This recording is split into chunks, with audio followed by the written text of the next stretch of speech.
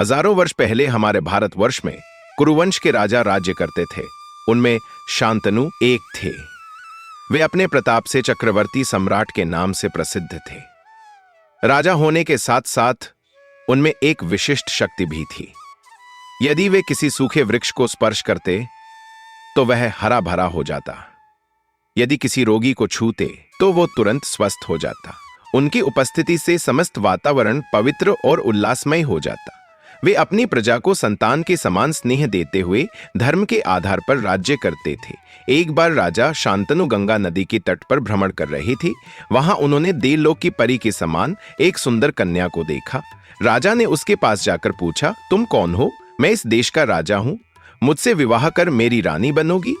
हंसते हुए वह युवती बोली, एक शर्त पर मैं तुमसे विवाह करूंगी। उत्सुकतावश राजा ने पूछा, तुम्हारी शर्त क्या है? युवती ने उत्तर दिया, तुम मुझे किसी भी कार्य में बाधा नहीं दोगे। यदि तुमने मेरे कार्यों में हस्तक्षेप किया तो मैं तुम्हें छोड़कर चली जाऊंगी। राजा ने सहर्ष कहा, ऐसा ही होगा। इस प्रकार राजा शांतनु उसे अपनी राजधानी ले आए और उससे विवाह कर लिया। प्रजा भी इस विवाह से प्रसन्न हुई। कुछ समय बाद रानी ने एक सुंदर पुत्र को जन्म दिया। राजा अत्यंत प्रसन्न हुए, लेकिन रानी ने नवजात शिशु को स्वयं उठाया और गंगा नदी में प्रवाहित कर दिया। साथ ही बोली, मैंने तुम्हें मुक्ति दे दी है। राजा को यह देखकर अत्यधिक कष्ट हुआ, किंतु अपनी प्रतिज्ञा के कारण वे मौन रह गए। इसी प्रकार रानी ने अपने 7 और पुत्रों को जन्म दिया और उन्हें भी गंगा नदी में प्रवाहित कर दिया। राजा यह सब असहाय होकर देखते रहे, क्योंकि उन्होंने वचन दिया था कि वे रानी के किसी भी कार्य में हस्तक्षेप नहीं करेंगे। किंतु जब 8वां पुत्र हुआ तो राजा अपने आप को रोक नहीं सके। जैसे ही रानी उसे भी गंगा में बहाने के लिए आगे बढ़ी, राजा ने उसे रोककर कहा, ठहरो, इस बालक को मत ले जाओ। क्या तुम अपनी संतान का स्वयं वध करोगी? यह तो राक्षस भी नहीं करते। रानी बोली, सज्जन, ऐसा ही हो। यह बालक जीवित रहेगा, किंतु तुमने अपनी शर्त तोड़ दी है, अपने वचन का पालन नहीं किया, इसलिए अब मैं तुम्हें छोड़कर चली जाऊंगी। इसके बाद रानी ने अपना वास्तविक परिचय देते हुए कहा, राजन, मैं गंगा देवी हूं। जिन 7 पुत्रों को मैंने नदी में प्रवाहित किया वे अष्टवसु नामक देवता थे। वशिष्ठ मुनि को छल से कष्ट देने के कारण उन्हें पृथ्वी पर जन्म लेना पड़ा था। उन्होंने मुझसे प्रार्थना की थी कि वे इस पृथ्वी पर नहीं रहना चाहते, इसलिए मेरे गर्भ से जन्म लेने के बाद ही मैंने उन्हें इस संसार से मुक्त कर दिया। लेकिन तुम्हारा यह अंतिम पुत्र दीर्घायु होगा और तुम्हारे वंश की कीर्ति को बढ़ाएगा। यह कहकर गंगा देवी उस शिशु को लेकर अदृश्य हो गई। राजा शांतनु आश्चर्यचकित रह गए और भारी मन से अपने महल लौट आए। कुछ वर्षों बाद एक दिन राजा शांतनु गंगा नदी के तट पर टहल रहे थे। उन्होंने देखा कि गंगा नदी में पानी बहुत कम हो गया था। नदी लगभग सूख चुकी थी। यह देखकर राजा अचरज में पड़ गए। तट पर चलते चलते वे नदी के ऊपरी भाग तक पहुंचे। वहां एक अद्भुत दृश्य उनका इंतजार कर रहा था। किसी ने बाणों से ही नदी पर बांध बना दिया था। राजा ने इस प्रकार की धनुर्विद्या के बारे में न कभी सुना था न देखा था। वे चारों ओर देखने लगे कि यह किसका चमत्कार है। तभी उन्होंने 13 वर्ष की आयु का एक बालक देखा जो धनुष बाण लिए खड़ा था। राजा उसके पास गए और पूछा, बेटा, तुम कौन हो? क्या यह बांध तुमने ही बनाया है? यह धनुर्विद्या तुमने कहां से सीखी? जब राजा शांतनु उस लड़के से बात कर रहे थे, तभी गंगा देवी प्रकट हुई। वे राजा से बोली, राजन, यह तुम्हारा ही पुत्र है। इसका नाम देवव्रत है। इसने परशुराम जी से धनुर्विद्या सीखी है। अब तुम इसे अपने साथ ले जाओ। यह कहकर गंगा देवी ने अपने पुत्र को राजा को सौंप दिया और अंतर्धान हो गईं। राजा शांतनु आनंद और गर्व से भर उठे और देवव्रत को लेकर राजधानी लौट आए। कुछ समय बाद राजा शांतनु ने देवव्रत को युवराज घोषित कर दिया। इस घोषणा से सारी प्रजा अत्यंत प्रसन्न हुई। एक दिन राजा शांतनु यमुना नदी के तट पर घूमने गए। वहां से लौटने के बाद वे चिंतित और उदास से रहने लगे। देवव्रत ने यह देखा और राजा के साथ गए लोगों से पूछा, महाराज किस कारण चिंतित है? तब उन लोगों ने बताया, राजा यमुना के तट पर एक मछुआरों की बस्ती में गए थे। वहां के मछुआरों की राजा की एक अत्यंत सुंदर कन्या है जिसका नाम सत्यवती है। महाराज उससे विवाह करना चाहते हैं, किंतु संकोचवश वे यह बात स्वयं किसी से नहीं कह रहे। यह सुनकर देवव्रत तुरंत मछुआरों की बस्ती की ओर निकल पड़े। जब मछुआरा राजा दाशराज ने युवराज देवव्रत को आते देखा तो उसने ससम्मान उनका स्वागत किया और बोला, युवराज जी, मुझसे कौन सा कार्य करवाना चाहते हैं? कृपया आदेश दीजिए। देवव्रत ने कहा, राजन, मैं अपने पिता महाराज शांतनु के लिए आपकी कन्या सत्यवती का हाथ मांगने आया हूं। यह सुनकर मछुआरा राजा गंभीर हो गया। उसने उत्तर दिया, युवराज, मुझे यह प्रस्ताव स्वीकार करने में कोई आपत्ति नहीं है, किंतु मेरी एक शर्त है। देवव्रत बोले, निसंकोच कहिए, आपकी शर्त क्या है? मछुआरा राजा बोला, मेरी कन्या से उत्पन्न संतान ही हस्तिनापुर के सिंहासन की उत्तराधिकारी होगी। यह सुनकर देवव्रत कुछ क्षण मौन रह गए, क्योंकि वे स्वयं राज्य सिंहासन के उत्तराधिकारी थे। अपने पूज्य पिताजी को संतोष पहुंचाने के लिए देवव्रत ने एक प्रतिज्ञा कर ली। इसी क्षण से राज्य सिंहासन पर मेरा जो अधिकार है उसे मैंने छोड़ दिया है। इस निर्णय में पंचभूत तथा देवतागण साक्षी रहे। यह मेरी प्रतिज्ञा है। इस प्रकार भीष्म प्रतिज्ञा करके वह बोला, राजन, अब आप संतुष्ट हो चुके हैं ना? लेकिन दाशराज सत्यवती के पिता फिर बोले, युवराज, आपने तो ठीक कहा, लेकिन क्या आपकी संतानें इस निर्णय को मानेंगी? यदि वे मेरी बेटी के पुत्रों को कष्ट देंगे तो क्या होगा? तब देवव्रत ने एक और कठोर प्रतिज्ञा कर ली। पंचभूत तथा देवी देवताओं के नाम पर प्रतिज्ञा करता हूं कि मैं आजीवन ब्रह्मचारी रहूंगा। देवव्रत की यह प्रतिज्ञा सुनते ही आकाश में देवता जय जयकार करने लगे। इस प्रकार की कठोर प्रतिज्ञा इससे पहले किसी ने नहीं की थी। इन्हीं प्रतिज्ञाओं के कारण देवव्रत भीष्म के नाम से प्रसिद्ध हुए। उस दिन से उनका नाम भीष्म पड़ा। सत्यवती का विवाह और भीष्म को दिया गया वरदान। इसके बाद भीष्म सत्यवती को अपने रथ में बिठाकर राजधानी लौटे। राजा शांतनु और सत्यवती का विवाह धूमधाम से हुआ। अपने पुत्र के महान त्याग को देखकर राजा शांतनु अत्यंत प्रसन्न हुए और उन्हें एक अद्वितीय वरदान दिया, इच्छामरण। इस वरदान का अर्थ था कि जब तक भीष्म स्वयं न चाहें, मृत्यु उनके पास नहीं आएगी। चित्रांगद और विचित्रवीर्य सत्यवती से राजा शांतनु के 2 पुत्र हुए। बड़े पुत्र का नाम चित्रांगद था, छोटे पुत्र का नाम विचित्रवीर्य था। जब विचित्रवीर्य छोटा था तभी राजा शांतनु स्वर्ग सिद्धा गए। भीष्म ने बड़े पुत्र चित्रांगद को राजा बना दिया। चित्रांगद अत्यंत पराक्रमी राजा थे। उन्होंने संपूर्ण राजाओं को पराजित कर दिया और उनमें यह भावना उत्पन्न हो गई कि देव, दानव और मानव में उनकी बराबरी करने वाला कोई नहीं है। लेकिन अत्यधिक अहंकार के कारण उनका सामना एक गंधर्वराज चित्रांगद से हुआ।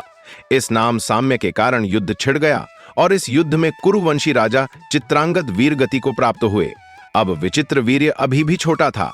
सत्यवती की आज्ञा से भीष्म ने उसे राजा घोषित किया और स्वयं राजकाज में उसकी सहायता करने लगे। विचित्रवीर्य का विवाह और काशी की राजकुमारियां जब विचित्रवीर्य बड़ा हुआ तो भीष्म ने उसके विवाह का विचार किया। सत्यवती की अनुमति लेकर उन्होंने योग्य वधू की खोज शुरू की। उसी समय काशी नरेश ने अपनी 3 पुत्रियों का स्वयंवर आयोजित किया था। स्वयंवर का अर्थ, इस प्रथा में राजकुमारी अपने पसंदीदा वर को स्वयं चुनती थी। यह प्रथा केवल क्षत्रियों में प्रचलित थी। काशी नरेश की 3 पुत्रियां थीं, अंबा, अंबिका, अंबालिका। वे तीनों अति सुंदर थीं। भीष्म ने इन तीनों राजकुमारियों को अपने भाई विचित्रवीर्य के लिए लाने का निश्चय किया और स्वयं काशी पहुंच गए। स्वयंवर में अनेक राजकुमार उपस्थित थे। भीष्म को देखकर कुछ राजा आपस में हंसी उड़ाने लगे। इतनी आयु हो जाने के बाद भी क्या भीष्म को विवाह करने की इच्छा है? लेकिन भीष्म ने स्पष्ट कहा, मैं अपने भाई विचित्रवीर्य के लिए इन तीनों राजकुमारियों को लेने आया हूं। क्षत्रिय धर्म के अनुसार इन्हें स्वयं उठाकर ले जाऊंगा। यदि आप में से कोई इससे असहमत है तो मुझसे युद्ध कर सकता है। मैं सदैव तैयार हूं। उसके बाद रथ पर चढ़ने के लिए उन राजकुमारियों से कहा। वहां उपस्थित राजाओं को बहुत गुस्सा आया। वे युद्ध करने के लिए तैयार होकर भीष्म के पास आए। राजकुमारियों को अपने साथ ले जाने के लिए भीष्म ने सारथी से कहा और स्वयं अकेले ही राजाओं का सामना करने गया। भीष्म तो महापराक्रमी था। अनेक राजाओं ने एक साथ मिलकर उन पर आक्रमण किया, फिर भी वह विचलित नहीं हुआ और उनसे वीरता से लड़ने लगा। भयंकर युद्ध प्रारंभ हुआ। भीष्म दिव्यास्त्रों को भी जानता था। उसके पराक्रम के सामने राजा टिक नहीं सके और सब हारकर लौट पड़े। लेकिन शाल्व नामक राजा ने भीष्म को अस्वीकार करते हुए युद्ध करने के लिए ललकारा। शाल्व और भीष्म के बीच भयंकर युद्ध हुआ। शाल्व भी बहुत पराक्रमी था, लेकिन अंततः भीष्म ने ऐन्द्रास्त्र का प्रयोग कर शाल्व को पराजित कर दिया। शाल्व ने अनुभव किया कि युद्ध में हार जीत स्वाभाविक होती है। बाद में शाल्व चुपचाप अपने स्थान पर लौट गया। इधर भीष्म तीनों राजकुमारियों को लेकर राजधानी पहुंचा। माता सत्यवती की अनुमति से विचित्रवीर्य के विवाह की तैयारियां होने लगी। उन राजकुमारियों में बड़ी बहन अंबा भीष्म के पास आई और बोली, स्वयंवर में मैंने शाल्व को ही पति रूप में चुनने का निश्चय किया था। यह बात स्वयंवर में मैंने शाल्व को ही पति रूप में चुनने का निश्चय किया था। यह बात शाल्व मेरे पिताजी को भी ज्ञात थी और उनकी स्वीकृति भी थी। अब तुम ही निर्णय करो कि मुझे क्या करना चाहिए। भीष्म ने सभी ज्ञानी ब्राह्मणों से परामर्श लिया और निष्कर्ष निकला कि अंबा को शाल्व के पास भेज देना उचित होगा। सम्मानपूर्वक उसे वहां भेज दिया गया। लेकिन शाल्व ने कहा, भीष्म ने युद्ध में मुझे हराकर तुम्हें ले गया था, अब मैं तुम्हें दान के रूप में स्वीकार नहीं कर सकता। अंबा लौटकर भीष्म के पास आई और बोली, भीष्म तुम ही मुझसे विवाह कर लो। तब भीष्म ने उत्तर दिया, यह बिल्कुल असंभव है। यह सुनकर अंबा क्रोधित हो गई। उसने अपनी इस स्थिति का प्रतिशोध लेने की प्रतिज्ञा की और वहां से चली गई। विचित्रवीर्य बहुत सुंदर था। अंबिका और अंबालिका ने उससे विवाह करने के लिए सहर्ष स्वीकृति दे दी। इस प्रकार विचित्रवीर्य का विवाह धूमधाम से संपन्न हुआ। सभी प्रसन्न हुए। भीष्म के नेतृत्व में राज्य का शासन बहुत अच्छी तरह चल रहा था। विचित्रवीर्य को किसी भी बात की चिंता नहीं थी। वह हमेशा रानीवास में ही अपनी सुंदर पत्नियों के साथ रहता था। जीवन में किसी भी चीज की अति नहीं होनी चाहिए, बल्कि संतुलन बनाए रखना चाहिए। यही नियम विचित्रवीर्य पर भी लागू हुआ। वह 7 साल तक रानीवास से बाहर नहीं निकला और केवल खेल कूद में ही समय व्यतीत करता रहा। परिणाम स्वरूप वह क्षय रोग का शिकार हो गया। कोई भी उपचार या मंत्र तंत्र उसे ठीक नहीं कर सका और अंततः उसकी मृत्यु हो गई। सभी लोग अत्यंत दुखी हो गए। विचित्रवीर्य की कोई संतान नहीं थी। यह प्रश्न उठने लगा कि अगला राजा कौन होगा। सत्यवती ने भीष्म को बुलावा भेजा। भीष्म आया और सत्यवती के पास बैठा। तब सत्यवती बोली, बेटा यह हमारे लिए कितनी बड़ी विपत्ति आ पड़ी है। कुरुवंश का अंत होता जा रहा है। राज्य का शासन करने वाला कोई नहीं है। किसी भी हालत में राज्य में अराजकता नहीं होनी चाहिए। इसलिए तुम्हें ही इस राज्य का भार अपने ऊपर लेना होगा। वंश वृद्धि के लिए तुम्हें विवाह कर लेना चाहिए। लेकिन भीष्म ने अपनी माता की बात को स्पष्ट रूप से अस्वीकार कर दिया और बोला, मां, तुम्हारे ही लिए मैंने सिंहासन का त्याग किया था और अखंड ब्रह्मचर्य का व्रत लिया था। चाहे कुछ भी हो जाए, मैं अपने इन व्रतों को नहीं तोड़ सकता। लेकिन तुम्हारी इच्छा के अनुसार राज्य का शासन चलाने के लिए कोई न कोई मार्ग अवश्य खोज लेंगे। भीष्म इस विषय में सोच ही रहे थे कि तभी सत्यवती को महर्षि वेदव्यास जी की याद आई। वेदव्यास जी ने वचन दिया था कि जब भी उन्हें स्मरण किया जाएगा वे तुरंत आ जाएंगे। सत्यवती ने भीष्म को इस बारे में बताया। भीष्म की अनुमति लेने के बाद सत्यवती ने वेदव्यास जी का स्मरण किया।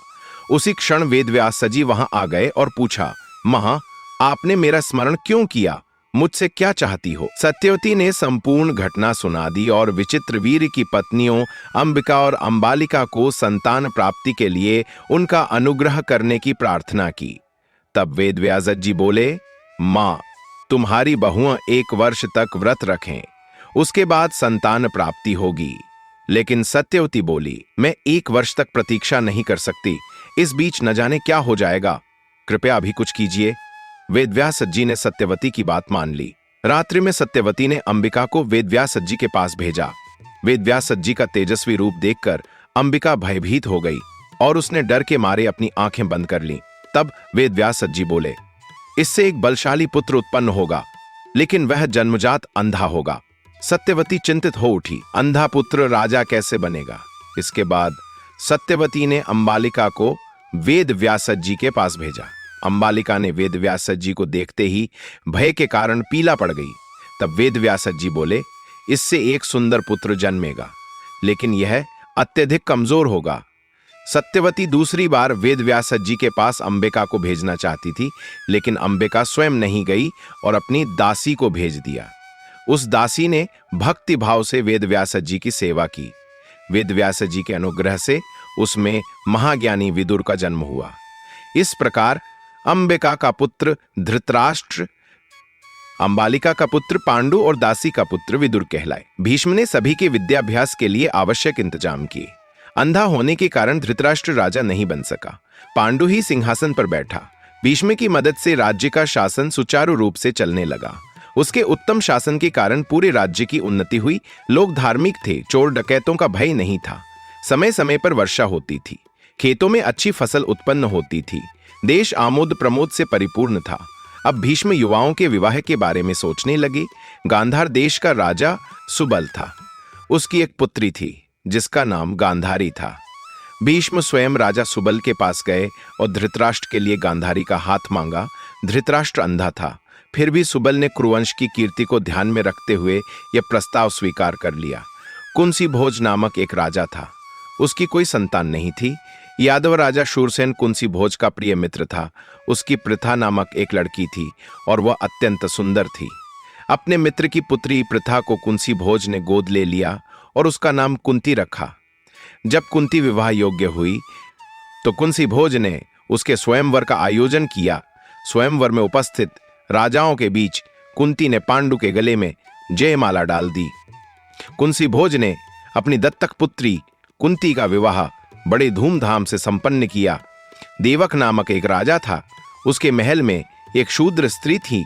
एक ब्राह्मण से उस स्त्री को एक सुंदर कन्या उत्पन्न हुई जिसका नाम परिधि रखा गया। भीष्म ने विदुर का विवाह उसी परिधि के साथ किया। जटायतन नामक एक राजवंश का राजा था। उसकी एक पुत्री थी जिसका नाम माद्री था। पांडु ने उससे भी विवाह कर लिया। इसके बाद पांडु ने भीष्म की अनुमति लेकर दिग्विजय के लिए प्रस्थान किया और कई राज्यों को जीत लिया। उसने कुरुवंश की कीर्ति बढ़ा दी।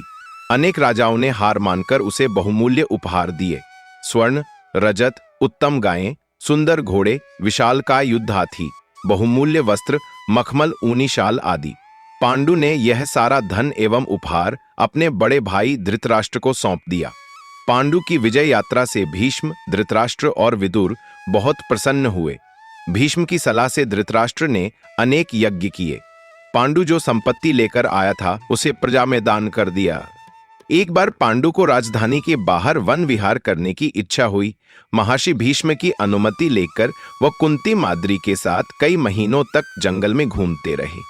शिकार खेलते हुए वे आनंद पूर्वक समय बिता रहे थे। एक दिन पांडु ने एक हिरनी को देखा और उस पर बाण चला दिया। वह हिरण वास्तव में एक ऋषि और उसकी पत्नी थे जो हिरनी का रूप धारण कर वन में विहार कर रहे थे। बाण लगते ही ऋषि ने मनुष्य रूप में आकर कराहते हुए कहा, राजन, मैंने तुम्हारा कोई अनिष्ट नहीं किया, फिर भी तुमने मुझ पर बाण चला दिया। मैं तुम्हें शाप देता हूं कि तुम भी अपनी पत्नियों के साथ आनंद लेते समय मृत्यु को प्राप्त हो जाओगे। ये कहकर ऋषि ने प्राण त्याग दिए। पांडु को बहुत खेद हुआ। वह राजधानी लौट आया, किंतु संतान न होने के कारण वह चिंतित रहने लगा। तब कुंती ने एक महर्षि से एक मंत्र प्राप्त किया जिसकी सहायता से वह देवताओं की प्रार्थना करके संतान प्राप्त कर सकती थी। कुंती ने क्रमशः धर्मराज पवनदेव और देवराज इंद्र की प्रार्थना करके धर्मराज युधिष्ठिर, भीम और अर्जुन को जन्म दिया। माद्री ने भी कुंती से वह मंत्र प्राप्त कर अश्विनी कुमारों की प्रार्थना की जिससे उसे नकुल और सहदेव की प्राप्ति हुई। उसी समय गांधारी ने भी दुर्योधन और उसके भाइयों सहित एक कन्या दुशला को जन्म दिया। ये सभी कौरव कहलाए। पांडु के पुत्र पांडु नाम से प्रसिद्ध हुए। एक बार पांडु अपने शाप को भूलकर माद्री के साथ विहार कर रहे थे, तभी उनकी मृत्यु हो गई। माद्री ने भी अपने पति पांडु के साथ सती होकर प्राण त्याग दिए। ऋषियों ने कुंती को सांत्वना दी और उसे बच्चों के साथ हस्तिनापुर ले आए। पांडु की मृत्यु का समाचार सुनकर मंत्रीगणों और राज्य भर में शोक की लहर दौड़ गई। भीष्म ने राजकुमारों की शिक्षा दीक्षा की व्यवस्था की। उन्होंने गुरु कृपाचार्य से प्राथमिक शिक्षा दिलवाई और आगे की शिक्षा के लिए द्रोणाचार्य को नियुक्त किया। शाल्व के शहर से निकली अम्बा चलते चलते एक तपस्वी के आश्रम में पहुंची। वहां के ऋषियों को नमस्कार किया और अपनी कहानी सुनाई। तपस्वियों ने आपस में सलाह की और विचार विमर्श किया। उन्होंने अम्बा को भगवान परशुराम के पास जाने की सलाह दी और कहा, बेटी, तुम भगवान परशुराम के पास जाकर अपनी व्यथा सुनाओ। वे तुम्हारे पक्ष में निर्णय लेंगे क्योंकि भीष्म उनके प्रिय शिष्य हैं। अम्बा ने उनके सुझाव को स्वीकार किया और मन ही मन विचार करने लगी, परशुराम कहाँ हैं? मुझे उन्हें कहाँ खोजना होगा? तभी एक ऋषि ने कहा, भगवान परशुराम महेंद्र पर्वत पर तपस्या कर रहे हैं, वहीं जाकर तुम उनसे मिल सकती हो। इतने में भगवान परशुराम का एक प्रिय शिष्य वहां आया। ऋषियों ने उसे अंबा के बारे में बताया। शिष्य ने परशुराम तक यह समाचार पहुंचाया। भगवान परशुराम अंबा की व्यथा सुनने के लिए आए। अंबा ने उन्हें प्रणाम किया और अपनी दुख भरी कथा सुनाई। हे भगवान, भीष्म ने मेरा हरण किया और जब उन्हें ज्ञात हुआ कि मैंने शाल्व को मन से पति स्वीकार कर लिया है तो उन्होंने मुझे छोड़ दिया। मैं शाल्व के पास गई लेकिन उसने भी मेरा परित्याग कर दिया। अब मेरे लिए न्याय कीजिए। परशुराम बोले, अंबा, भीष्म तुमसे बड़े हैं, उनसे युद्ध मत करो।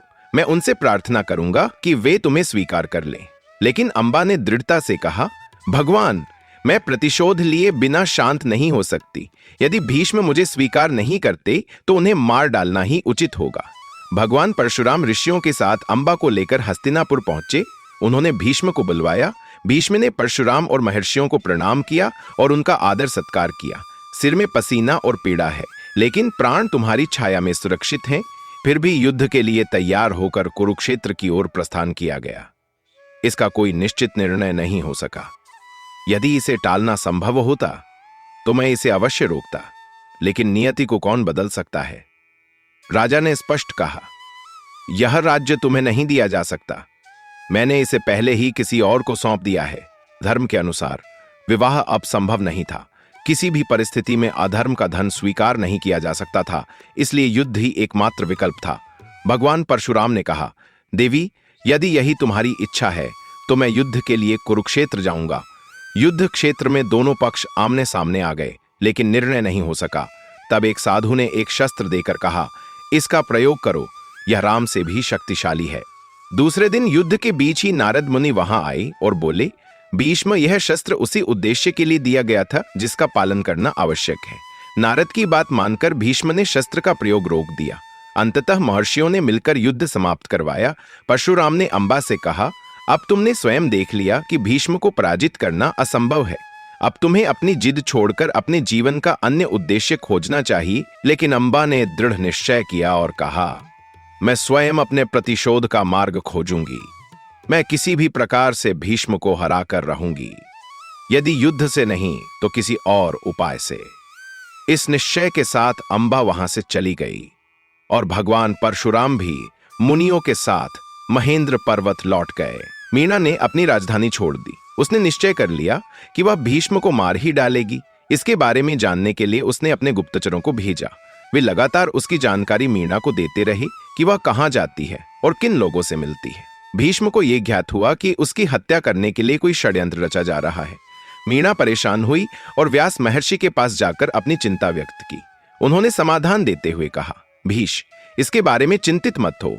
जो होना है वह होकर ही रहेगा। अंबा ने यमुना नदी के किनारे का आश्रम बनाया और वहां कठोर तपस्या करने लगी। उपवास के कारण उसका शरीर कमजोर हो गया। महीनों तक वह केवल एक पैर पर खड़ी रही और हवा का ही सेवन किया। फिर उसने यमुना नदी के जल में खड़े होकर 1 वर्ष तक बिना भोजन और जल ग्रहण किए तपस्या की। इस कठिन तपस्या को देखकर कई ऋषियों और महात्माओं ने उसे समझाने का प्रयास किया, लेकिन उसने किसी की बात नहीं मानी। अंततः महादेव स्वयं उसके सामने प्रकट हुए और बोले, तुम्हारी तपस्या से मैं प्रसन्न हूं। जो चाहो वरदान मांग सकती हो। अंबा ने प्रार्थना की, भगवान, मुझे युद्ध में भीष्म को पराजित करने की शक्ति प्रदान करें। महादेव ने उत्तर दिया, तुम्हें यह शक्ति प्रदान की जाती है, लेकिन वर्तमान जन्म में यह संभव नहीं होगा। अगले जन्म में तुम राजा द्रुपद की पुत्री के रूप में जन्म लोगी और फिर तुम्हारा उद्देश्य पूर्ण होगा। यह वरदान देकर भगवान महादेव अंतर्ध्यान हो गए। अंबा ने निश्चय कर लिया कि अगले जन्म में वह भीष्म का वध करेगी, इसलिए अब उसे अधिक समय जीवित नहीं रहना था। उसने समाज के प्रमुख लोगों की अनुमति लेकर अग्नि में आत्मदाह कर लिया। उसी समय राजा द्रुपद ने संतान प्राप्ति के लिए भगवान शंकर की घोर तपस्या की। भगवान शंकर प्रकट हुए और बोले, राजन, तुम्हें एक पुत्री प्राप्त होगी जो भविष्य में तुम्हारे कुल की कीर्ति बढ़ाएगी। कुछ समय बाद राजा द्रुपद की महारानी ने एक कन्या को जन्म दिया। कन्या के जन्म से राजा निराश हुए, लेकिन उन्हें ज्ञात नहीं था कि यही कन्या भविष्य में महान योद्धा बनेगी। राजा ने अपनी पुत्री को श्रेष्ठ शिक्षा दिलवाई और उसे एक महान योद्धा के रूप में प्रशिक्षित किया। यही कन्या आगे चलकर शिखंडी बनी, जिसने महाभारत युद्ध में भीष्म के वध का मार्ग प्रशस्त किया। जब यह लड़की युवा हुई, तब विवाह योग्य होने पर माता ने उसके विवाह का प्रस्ताव रखा। द्रुपद को चिंता थी, क्योंकि शिखंडी केवल नाम मात्र से पुरुष थी। किंतु वास्तव में वह एक स्त्री थी। द्रुपद की महारानी ने पूछा, महाराज, आप इतने चिंतित क्यों हैं? भगवान शंकर का वचन कभी असत्य नहीं होता। हर शिखंडी के लिए एक लड़की ढूंढ लेंगे और विवाह कर देंगे। भगवान शंकर अवश्य ही हमारी पुत्री को पुरुष बना देंगे। इस प्रकार द्रुपद को धैर्य बंधाया गया और उन्हें संतुष्ट कर लिया गया। दशार्ण देश का राजा जित्ययम था। उसकी पुत्री का विवाह शिखंडी से हुआ। शिखंडी ने दशार्ण राज की पुत्री से विवाह कर लिया और अपनी राजधानी लौट आया। कुछ ही दिनों में दशार्ण राज की पुत्री को ज्ञात हुआ कि उसका विवाह एक पुरुष से नहीं बल्कि एक स्त्री से हुआ है। उसने यह समाचार अपनी दासियों के माध्यम से अपने पिता तक पहुंचाया। दशार्ण राज को बहुत क्रोध आया। वह अत्यंत पराक्रमी था। उसे लगा कि उसकी पुत्री का विवाह शिखंडी से नहीं बल्कि शिखंडिनी से हुआ है। यह उसके लिए बड़ा अपमान था। उसने शत्रु पर आक्रमण करने के लिए अपनी सेना तैयार कर ली। यह सुनकर द्रुपद अत्यंत भयभीत हो गए। उन्होंने अपनी पत्नी से परामर्श किया और कहा, अब क्या करें? जो तुम कहोगी मैं वही करूंगा। तुम्हारा विश्वास था कि विवाह होते ही शिखंडिनी शिखंडी के रूप में परिवर्तित हो जाएगी। तुमने यह भी कहा था कि भगवान शंकर के वचन कभी झूठे नहीं होते। अब बताओ, सत्य क्या है और असत्य क्या? पति पत्नी के बीच विचार विमर्श हुआ। अंत में उन्होंने सोचा कि राज्य की रक्षा ही सबसे महत्वपूर्ण कार्य है। यह सोचकर उन्होंने मंत्री और सेनापति को बुलाया और नगर की रक्षा के लिए आवश्यक प्रबंध किए। इन सब घटनाओं को देखकर शिखंडी को बहुत दुख हुआ। उसे लगा कि उसके कारण माता पिता और राज्य संकट में है। उसने आत्महत्या करने का निश्चय किया और राजधानी छोड़कर एक घने जंगल में चली गई। वह जंगल यक्षराज स्थूलकर्ण का था। उस स्थान पर कोई भी जाने की हिम्मत नहीं करता था क्योंकि वहां यक्ष का वास था। शिखंडी सीधा उस महल में पहुंची और कई दिनों तक उपवास रखा। उपवास के कारण उसका शरीर अत्यंत दुर्बल हो गया। यक्ष स्थूलकर्ण ने जब शिखंडी को इस अवस्था में देखा तो वह चकित हुआ। उसने पूछा, हे कुमारी, तुमने यह कठिन व्रत क्यों अपनाया है? तुम क्या चाहती हो? बोलो, मैं तुम्हारी सहायता कर सकता हूं। शिखंडी ने उत्तर दिया, हे यक्ष, तुमने मुझ पर दया दिखाई, लेकिन मुझे लगता है कि मेरा कार्य असंभव है। क्या तुम मेरी सहायता कर सकते हो? यक्ष ने कहा, मैं तुम्हारी सहायता अवश्य करूंगा, पर पहले मुझे यह बताओ कि तुम क्या चाहती हो। शिखंडी ने सिर झुकाकर कहा, मुझे पुरुष बना दो। जब यह लड़की युवा हुई तब विवाह योग्य होने पर माता ने उसके विवाह का प्रस्ताव रखा।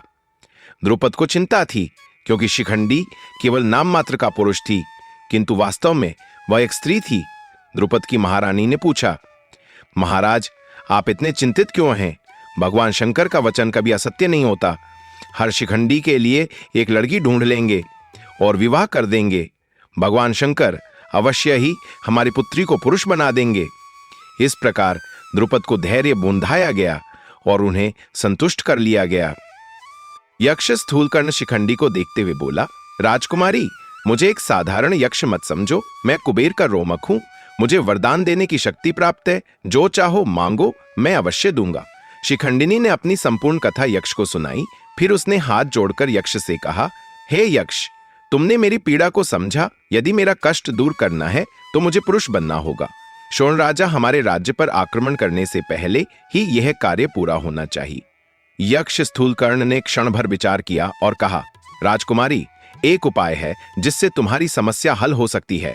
मैं अपना पुरुषत्व तुम्हें देकर तुम्हारे सत्य को स्वीकार करता हूं। पुरुषत्व प्राप्त करने के बाद तुम अपने राज्य लौट जाओ। जब तुम्हारे माता पिता और राष्ट्र पर संकट समाप्त हो जाए तब पुनः मेरे पास आकर मेरा पुरुषत्व लौटा देना। केवल इस कार्य के लिए ही मेरे शरीर का उपयोग करना। यदि यह शर्त स्वीकार है तो कहो। शिखंडिनी ने श्रद्धा से कहा, भगवान, ऐसा ही होगा। दशार्ण राज हिरण्यवर्मा हमारे राज्य से वापस चले जाने तक मैं पुरुष बनी रहूंगी। उसके बाद मैं आकर आपका पुरुषत्व आपको ही लौटा दूंगी। यह मेरा वचन है। यक्ष का वरदान और शिखंडी का परिवर्तन। यक्ष स्थूलकर्ण और शिखंडिनी के बीच इस प्रकार का समझौता हुआ और उन्होंने अपना अपना स्वरूप बदल लिया। शिखंडिनी अब शिखंडी बनकर अपनी राजधानी लौटी। उसने अपने पिता महाराज द्रुपद को संपूर्ण समाचार सुनाया। द्रुपद को इस समाचार से अत्यंत प्रसन्नता हुई। इसी बीच हिरण्यवर्मा अपनी सेना के साथ कांपिल्य नगर के द्वार पर आ पहुंचा। द्रुपद ने एक ब्राह्मण को हिरण्यवर्मा के पास भेजा और उससे अनुरोध किया कि शिखंडी के पुरुष होने की परीक्षा ले। हिरण्यवर्मा ने अपनी संतुष्टि के लिए शिखंडी की परीक्षा ली और ये जानकर निश्चिंत हो गया कि शिखंडी वास्तव में पुरुष है, उसने अपनी पुत्री को समझाया और अपनी सेना सहित वापस लौट गया। स्थूलकर्ण का शाप और शिखंडी का भाग्य। अपने वचन के अनुसार शिखंडी यक्ष स्थूलकर्ण के पास वापस पहुंचा। स्थूलकर्ण ने कहा, कुमार, तुमने अपने वचन का पालन किया है, मैं तुमसे प्रसन्न हूं। लेकिन तुम्हारे जाने के थोड़ी ही देर बाद स्वयं राजा कुबेर यहां आ गए। उन्होंने मुझे स्त्री रूप में देखा और जब संपूर्ण घटना का ज्ञान हुआ तो वे कुपित हो गए। उन्होंने मुझे शाप दे दिया कि मैं सदा के लिए स्त्री रूप में ही रहूंगा। इसके बाद स्थूलकर्ण ने शिखंडी को आशीर्वाद देते हुए कहा, अब आयु भर तुम्हें पुरुष रूप में ही रहना होगा। अब तुम सदैव पुरुष ही रहोगे। तुम्हारा मंगल हो, जाओ। शिखंडी यह सुनकर अपने राज्य लौट आया और यथार्थ में पुरुष ही बना रहा। यक्ष स्थूलकर्ण ने रक्षण काल में शिखंडी से कहा, राजकुमारी, मुझे एक साधारण मुनि मत समझो। मैं कुबेर का अनुचर हूं। मेरे पास वरदान देने की शक्ति है। जो चाहो मांगो, मैं अवश्य दूंगा। शिखंडिनी ने अपनी संपूर्ण कथा यक्ष को सुनाई। फिर उसने हाथ जोड़कर यक्ष से कहा, हे यक्ष, तुमने मेरी पीड़ा को समझा है। यदि मेरा कष्ट दूर करना है तो मुझे पुरुष बनना होगा। शौन राजा हमारे राज्य पर आक्रमण करने से पहले ही यह कार्य पूरा होना चाहिए। यक्ष स्थूलकर्ण ने क्षण भर विचार किया और कहा, राजकुमारी, मैं तुम्हारी सहायता करने के लिए तैयार हूं। मैं अपना पुरुषत्व तुम्हें देकर तुम्हारे सत्य को स्वीकार करता हूं। पुरुषत्व प्राप्त करने के बाद तुम अपने राज्य लौट जाओ। जब तुम्हारे माता पिता और राष्ट्र पर संकट समाप्त हो जाए तब पुनः मेरे पास आकर मेरा पुरुषत्व लौटा देना। केवल इस कार्य के लिए ही मेरे शरीर का उपयोग करना। यदि यह शर्त स्वीकार है तो कहो। शिखंडिनी ने श्रद्धा से कहा, भगवान, ऐसा ही होगा। दशार्ण राज हिरण्यवर्मा हमारे राज्य से वापस चले जाने तक मैं पुरुष बनी रहूंगी। उसके बाद मैं आकर आपका पुरुषत्व आपको ही लौटा दूंगी। यह मेरा वचन है। शिखंडी का परिवर्तन और हिरण्यवर्मा का संतोष यक्ष स्थूलकर्ण और शिखंडिनी के बीच इस प्रकार का समझौता हुआ और उन्होंने अपना अपना स्वरूप बदल लिया। शिखंडिनी अब शिखंडी बनकर अपनी राजधानी लौटी। उसने अपने पिता महाराज द्रुपद को संपूर्ण समाचार सुनाया। द्रुपद को इस समाचार से अत्यंत प्रसन्नता हुई। इसी बीच हिरण्यवर्मा अपनी सेना के साथ कांपिल्य नगर के द्वार पर आ पहुंचा। द्रुपद ने एक ब्राह्मण को हिरण्यवर्मा के पास भेजा और उससे अनुरोध किया कि शिखंडी के पुरुष होने की परीक्षा ले। हिरण्यवर्मा ने अपनी संतुष्टि के लिए शिखंडी की परीक्षा ली और यह जानकर निश्चिंत हो गया कि शिखंडी वास्तव में पुरुष है। उसने अपनी पुत्री को समझाया और अपनी सेना सहित वापस लौट गया। शिखंडी अपने वचन के अनुसार यक्ष स्थूलकर्ण के पास पहुंचा। यक्ष ने उससे कहा, कुमार, तुमने अपने वचन को निभाया है, मैं इससे प्रसन्न हूं। लेकिन तुम्हारे जाने के थोड़ी ही देर बाद स्वयं राजा कुबेर यहां आ गए। उन्होंने मुझे अपने वास्तविक रूप में देखा और संपूर्ण घटना को जानकर क्रोधित हो गए। उन्होंने मुझे सदा के लिए निष्कासित कर दिया और यह शाप दे दिया कि मैं सदैव नर रूप में ही रहूंगा। अब तुम्हारे लिए भी यही विधान है। तुम सदा के लिए पुरुष रूप में ही बने रहोगे। तुम्हारा मंगल हो, जाओ। शिखंडी अपने राज्य लौट आया। धर्मात्मा पांडवों के गुणों से कौरव, विशेषकर दुर्योधन और उसके साथी ईर्ष्या करने लगे। उन्होंने पांडवों को अनेक प्रकार के कष्ट दिए और उन्हें समाप्त करने के प्रयास किए। उन्होंने पांडवों को लाक्षागृह ताजमहल में जलाकर मारने का षड्यंत्र रचा। पांडव द्रौपदी का स्वयंवर जीतकर जब इंद्रप्रस्थ लौटे तब भीष्म, द्रोण और विदुर की सलाह के अनुसार कौरवों ने पांडवों को आधा राज्य देने का निर्णय किया। किंतु जो भाग पांडवों को मिला वो एक निर्जन और जंगली प्रदेश था। पांडवों ने उस क्षेत्र का सुधार किया और उसका नाम इंद्रप्रस्थ रखा। धर्मराज युधिष्ठिर ने राजसूय यज्ञ किया जिससे दुर्योधन की ईर्ष्या और बढ़ गई। शकुनी की चाल के अनुसार धृतराष्ट्र को मनाकर पांडवों को जुए में बुलाया गया। कौरवों ने छल पूर्वक जुए में पांडवों को हराकर उन्हें 12 वर्षों के लिए वनवास और 13वें वर्षों के लिए अज्ञातवास की शर्त दे दी। पांडवों ने यह कठिन काल सहन किया और अज्ञातवास भी सफलतापूर्वक पूर्ण किया। लेकिन जब वे अपने राज्य को वापस लेने पहुंचे तो दुर्योधन ने उन्हें राज्य देने से इनकार कर दिया। इस कारण महाभारत का युद्ध अनिवार्य हो गया। भीष्म की प्रतिज्ञा और युद्ध भीष्म पितामह को धर्मपरायण पांडवों से अत्यंत प्रेम था, किंतु वे कौरवों की ओर से युद्ध करने के लिए बाध्य थे। उन्होंने सेनापति पद स्वीकार करते हुए कहा, मैं पांडवों को नहीं मारूंगा किंतु उनकी सेना का विनाश अवश्य करूंगा। मैं प्रतिदिन 10,000 रथियों और 1,00,000 सैनिकों का संहार करने में सक्षम हूं। उन्होंने आगे कहा, यदि मैं अपनी पूरी शक्ति लगाऊं तो केवल 1 महीने में पांडवों की संपूर्ण सेना का संहार कर सकता हूं। दुर्योधन उनकी बात सुनकर संतुष्ट हुआ और महायुद्ध प्रारंभ हुआ। 10 दिनों तक घोर युद्ध हुआ। भीष्म की वीरता के आगे पांडव सेना टिक नहीं पा रही थी। एक समय ऐसा भी आया जब स्वयं श्री कृष्ण ने अपना सुदर्शन चक्र उठाकर भीष्म को मारने का निर्णय किया, लेकिन अर्जुन ने उन्हें शांत किया और यह घटना टल गई। अंततः युधिष्ठिर ने भीष्म के पास जाकर उनसे पराजित करने का उपाय पूछा। भीष्म की युद्ध समाप्ति की इच्छा धर्मराज श्री कृष्ण और पांडव भाइयों के साथ कुरुक्षेत्र के रणभूमि में भीष्म के पास पहुंचे और उन्हें प्रणाम किया। भीष्म ने आशीर्वाद देते हुए कहा, वत्स युधिष्ठिर, बताओ मैं तुम्हारे लिए क्या कर सकता हूं।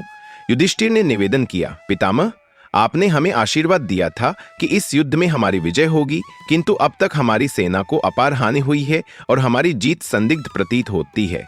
जब तक आप युद्ध में सक्रिय रहेंगे तब तक हमें विजय प्राप्त नहीं हो सकती।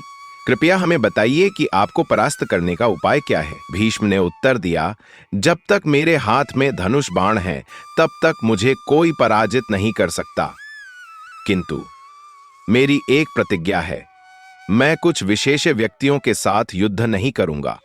उनमें वे शामिल हैं जो नारी रूप में हैं, जो पहले से शस्त्र त्याग चुके हैं, जो नीचे गिर चुके हैं, जो शरण में आ चुके हैं, जो बिना अस्त्र शस्त्र के हैं। युधिष्ठिर ने इस रहस्य को समझा और श्री कृष्ण की सहायता से भीष्म को पराजित करने की योजना बनाई। भीष्म ने आगे कहा, मैं उन व्यक्तियों से युद्ध नहीं करूंगा जो डरकर भयभीत हो जाते हैं, जो युद्ध भूमि से भाग जाते हैं, जो कह देते हैं कि वे मेरे शरण में आ चुके हैं, जो विद्यालहरी विद्यार्थीची के रूप में हैं, जो अपने माता पिता के इकलौते संतान हैं, जो प्रसंगवश शंख ध्वनि कर रहे हैं। इनमें एक और व्यक्ति सम्मिलित है, शिखंडी। शिखंडी पूर्व जन्म में स्त्री था किंतु अब पुरुष बन चुका है। वह एक निमित्त मात्र है। यदि अर्जुन उसे आगे करके मुझ पर प्रहार करे तो मैं परास्त हो जाऊंगा। अब तुम लोग जाओ और युद्ध करो। भीष्म के ऐसा कहने के पश्चात पांडव अपने शिविर में लौट गए। भीष्म ने कहा, मैं तुम्हारे बाणों से जितना भी घायल क्यों ना हो जाऊं, फिर भी मैं तुमसे युद्ध नहीं करूंगा। पहले तुम स्त्री थीं और अब भी मैं तुम्हें नारी ही मानता हूं। उस समय शिखंडी बोला, भीष्म, तुम कुछ भी कहो, परंतु आज के युद्ध में मैं तुम्हें निश्चित रूप से मार डालूंगा। सत्य पर कायम रहते हुए यह बात कह रहा हूं, चाहे तुम अपने बाणों से मुझ पर प्रहार करो या ना करो, मैं तो आज तुम्हारा अंत कर दूंगा। भीष्म के संहार के लिए उचित अवसर देखकर अर्जुन शिखंडी से बोला, शिखंडी, तुम क्रोधित होकर भीष्म पर आक्रमण करो। वे तुम पर प्रहार नहीं करेंगे क्योंकि अपनी प्रतिज्ञा से स्वयं बंधे हुए हैं। मैं तुम्हारा रक्षक बना रहूंगा। ऐसा कहकर अर्जुन स्वयं भी भीष्म पर बाण चलाने लगा। इस प्रकार शिखंडी और अर्जुन के बाणों से पीड़ित होकर भीष्म रथ से नीचे गिर पड़े। चारों ओर शोर मच गया। उन्होंने अपने संकल्प के अनुसार अपनी मृत्यु को स्वीकार किया। अर्जुन और शिखंडी तो केवल बहाने मात्र थे। उनके शरीर पर बाणों की वर्षा हो चुकी थी। उनके शरीर का कोई भी भाग भूमि का स्पर्श नहीं कर पाया। बाण ही उनका बिस्तर बने। उस समय दक्षिणायन काल था। भीष्म ने इस पर ध्यान दिया। उन्होंने अपने पिता शांतनु से इच्छा मृत्यु का वरदान प्राप्त किया था। उसी का स्मरण करते हुए उन्होंने उत्तरायण की प्रतीक्षा करने का निश्चय किया। श्री भगवान की शरण में भीष्म रथ से नीचे गिर पड़े तो सर्वत्र हलचल मच गई। उनका शरीर तो बाणों पर टिका हुआ था, लेकिन सिर किसी आधार के बिना लटक रहा था। द्रोण ने उनके लिए मुलायम तकिए मंगवाए, लेकिन भीष्म ने अर्जुन को देखकर कहा, अर्जुन, मेरे सिर के लिए वीरों के योग्य तकिया लाओ। तुरंत अर्जुन ने 3 बाण चलाकर भीष्म के सिर के लिए एक आधार बनाया। बाणों के बिस्तर पर लेटे हुए भीष्म घावों की पीड़ा से पीड़ित होकर कभी कभी बेहोश हो जाते थे, फिर भी संयम के साथ धर्म का राजन कर रहे थे। बाद में जब उन्हें प्यास लगी तो उन्होंने पानी मांगा। उसी समय कौरव पक्ष के बड़े बड़े योद्धा उनके लिए पानी लाए, लेकिन उसे देखकर भीष्म ने कहा, यह पानी मेरे पीने योग्य नहीं है, अर्जुन को बुलाइए। तुरंत अर्जुन उनके समीप आया। उसे देखकर भीष्म बोले, बेटा अर्जुन, मुझे बहुत प्यास लगी है, यहां पीने योग्य शुद्ध जल लाओ। अर्जुन बोला, ऐसा ही होगा। इसके बाद अर्जुन ने भीष्म को नमन किया और वारुणास्त्र का प्रयोग करके भूमि से शुद्ध जल निकाल दिया। भीष्म बहुत प्रसन्न हुए। इसके पश्चात भीष्म ने दुर्योधन की जिद और हठ को देखकर कहा, कम से कम अब तो समझो और युद्ध को समाप्त करो। मेरे साथ ही इस युद्ध का अंत हो जाना चाहिए। लेकिन यह बात दुर्योधन को पसंद नहीं आई। पांडवों और कौरवों का युद्ध समाप्त हुआ। पांडवों की विजय हुई। युधिष्ठिर श्री कृष्ण से मिलने गए। उस समय श्री कृष्ण ध्यान में लीन थे। युधिष्ठिर ने पूछा, हे कृष्ण, आप किसका ध्यान कर रहे थे? श्री कृष्ण बोले, पार्थ, मैं शांतनु के पुत्र भीष्म का ध्यान कर रहा था। वे बाणशैया पर लेटे हुए भी मेरा स्मरण कर रहे हैं। भीष्म महाज्ञानी हैं और अनेक विषयों के ज्ञाता हैं। यदि वे संसार से चले गए तो उनके साथ ही यह ज्ञान भंडार भी चला जाएगा। इसलिए उचित होगा कि पहले तुम उनके पास जाकर अपने सभी शंकाओं का समाधान प्राप्त करो। युधिष्ठिर ने कहा, ऐसा ही होगा। फिर वे अपने भाइयों के साथ भीष्म के पास गए। श्री कृष्ण भी उनके साथ थे। सभी भीष्म के पास पहुंचे और उनके समीप बैठ गए। बाद में श्री कृष्ण ने भीष्म से कहा, पितामह, युधिष्ठिर अत्यंत दुखी हैं कि उन्होंने राज्य के लाभ के लिए अपने बंधु बांधवों और गुरुजनों का वध कर दिया। कृपया उन्हें उचित उपदेश दीजिए और उनकी शंकाओं का समाधान कीजिए। भीष्म बोले, हे कृष्ण, सभी विषयों में उपदेश देने में तो आप ही समर्थ हैं। इसके अतिरिक्त मेरा पूरा शरीर बाणों से विदीर्ण है। मैं अत्यंत पीड़ा में हूं, इसलिए नहीं जानता कि क्या कहूं। आप सर्वज्ञ हैं। आपकी दृष्टि में जो धर्मराज के हित में हो वही कहें। तब श्री कृष्ण बोले, मैं तुम्हें एक वरदान देता हूं, जिससे तुम्हारी बाणों की पीड़ा कम हो जाएगी और तुम भूख प्यास से पीड़ित नहीं होगे। तुमने अपने जीवन काल में अनेक विषयों का अनुभव प्राप्त किया है। मैं तुम्हें संपूर्ण स्मरण शक्ति प्रदान करता हूं। उस ज्ञान की सहायता से तुम युधिष्ठिर के संदेहों का समाधान करो। बाद में भीष्म की आज्ञा लेकर धर्मराज उनसे प्रश्न पूछने लगे। पितामह, धर्म जानने वाले आशा करते हैं कि राजधर्म ही सबसे श्रेष्ठ है। मेरा भी यही मत है कि राजधर्म बहुत ही गंभीर कार्य है। ज्ञानी लोगों का कहना है कि धर्म की मर्यादा का उल्लंघन न करते हुए जगत को वश में करने के लिए राजधर्म की आवश्यकता है। अन्य सभी धर्म इसमें सम्मिलित हैं। यदि राजा राजधर्म का पालन नहीं करेगा तो जगत में शांति बनी नहीं रह सकती। कृपया मुझे राजधर्म का उपदेश दें। जब धर्मराज ने इस प्रकार प्रार्थना की, तब भीष्म कहने लगे, सबसे बड़े धर्म को मैं नमस्कार करता हूं। विश्व की दृष्टि से श्री कृष्ण को प्रणाम करता हूं। यहां उपस्थित ऋषियों और ब्राह्मणों को मैं नमन करता हूं। बेटा युधिष्ठिर, राजा को सदैव प्रयत्नशील बने रहना चाहिए। यह सोचकर उसे निष्क्रिय नहीं बैठना चाहिए कि विधि ही सब कुछ करती है। राजा का जो कर्तव्य है उसे पूरी निष्ठा से निभाना चाहिए और भगवान की प्रार्थना करनी चाहिए।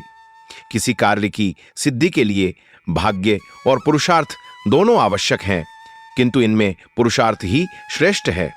प्रयत्न किए गए कार्य यदि फलदायक न हो तो उसके लिए पछताते हुए नहीं बैठना चाहिए, बल्कि अपनी कमजोरियों को पहचानकर उनका समाधान निकालकर बार बार प्रयास करना चाहिए। राजा को सत्य का अनुसरण करते हुए सभी कार्यों में सावधानी बरतनी चाहिए, लेकिन नीति के अनुसार चलना चाहिए। हर समय हर बात को स्पष्ट रूप से सबके सामने प्रकट करना आवश्यक नहीं है। सेनापतियों से जुड़ी गुप्त बातें, अपनी शक्ति और दुर्बलता, शत्रु पक्ष की कमजोरियां और अपनी योजनाएं, इन सबको रहस्य के रूप में रखना चाहिए। जन संग्रह ही राजा का प्रमुख कार्य है। कोष में संचित स्वर्ण और चांदी से अधिक मूल्यवान होता है। यही राजा की सच्ची संपत्ति होती है। राजा को इस निधि को बढ़ाने पर ध्यान देना चाहिए। यह मानव बल से निर्मित किला या पत्थर से बनी मजबूत दीवारों से अधिक शक्तिशाली होता है। राजा को स्वाभाविक रूप से दयालु और कोमल होना चाहिए, लेकिन हर विषय में अत्यधिक उदारता नहीं दिखानी चाहिए। जो राजा अत्यधिक कोमल होता है उसे कोई गंभीरता से नहीं लेता। सदैव कठोरता से व्यवहार करना भी अधर्म है। कोमल स्वभाव रखते हुए भी परिस्थितियों के अनुसार राजा को कठोर भी बनना चाहिए। दीन, अनाथ, वृद्ध और विधवाओं की देखभाल की ओर विशेष ध्यान देना चाहिए। उनके जीवन निर्वाह की उचित व्यवस्था करनी चाहिए। श्रेष्ठ राजा वही माना जाता है जो अपनी प्रजा को अपने संतान के समान मानता है, ताकि वे निर्भय होकर जीवन बिता सकें। जिस प्रकार मधुमक्खी फूल को बिना क्षति पहुंचाए शहद एकत्र करती है, उसी प्रकार राजा को भी अपनी प्रजा को किसी प्रकार की हानि पहुंचाए बिना कर वसूल करना चाहिए, कर कोष में सुरक्षित रखना चाहिए और अकाल या युद्ध जैसी आपात स्थितियों के लिए धन संचित रखना चाहिए। राज्य की सीमा की रक्षा के प्रति भी राजा को जागरूक रहना चाहिए। युद्ध के लिए आवश्यक तथा उपयोगी शस्त्रों और उनके उपकरणों की उपलब्धता सुनिश्चित करने पर भी विशेष ध्यान देना चाहिए। मंत्रियों, स्थाइयों और परिवार के बुजुर्गों के साथ सलाह मशविरा करके ही निर्णय लेना चाहिए। अनेक विषयों का ज्ञान रखने वाले विद्वानों का आदर करना राजा का कर्तव्य है। उन्हें अपने राज्य में उचित सम्मान देना चाहिए और अन्य राज्यों में जाने से रोकना चाहिए। योग्य व्यक्तियों को दान देना चाहिए। बुजुर्गों की सेवा करने से हमारी बुद्धि और प्रज्ञा का विकास होता है। हे धर्मराज, सत्य ही सबसे बड़ा धर्म है। धर्म ही हमारी रक्षा करता है और हमें विजय दिलाता है। इस प्रकार भीष्म ने धर्मराज युधिष्ठिर को राजधर्म का उपदेश दिया और मोक्ष धर्म के बारे में भी समझाया। अंत में उन्होंने कहा, अब आप जाइए, उत्तरायण के प्रारंभ होने तक पुनः आइए, तब मैं अपना शरीर त्याग दूंगा। भाव मास आया। उस मास के शुक्ल पक्ष की अष्टमी तिथि के दिन पांडव श्री कृष्ण, कुंती, धृतराष्ट्र, गांधारी, विदुर, युयुत्सु और सात्यकी के साथ कुरुक्षेत्र पहुंचे, जहां भीष्म शरशैया पर शयन कर रहे थे। उस समय वहां नारद, व्यास, असित, देवल ऋषि आदि भी उपस्थित थे। रथ से उतरकर धर्मराज युधिष्ठिर ने ऋषियों को नमस्कार किया और फिर भीष्म के पास गए। युधिष्ठिर को देखकर भीष्म बोले, युधिष्ठिर, इस शरशैया पर लेटे हुए मैंने 58 रात्रियां व्यतीत की हैं। आज माघ मास के शुक्ल पक्ष की अष्टमी तिथि है। मुझे ऐसा प्रतीत हो रहा है मानो मैंने वर्षों का समय यहीं व्यतीत कर दिया हो।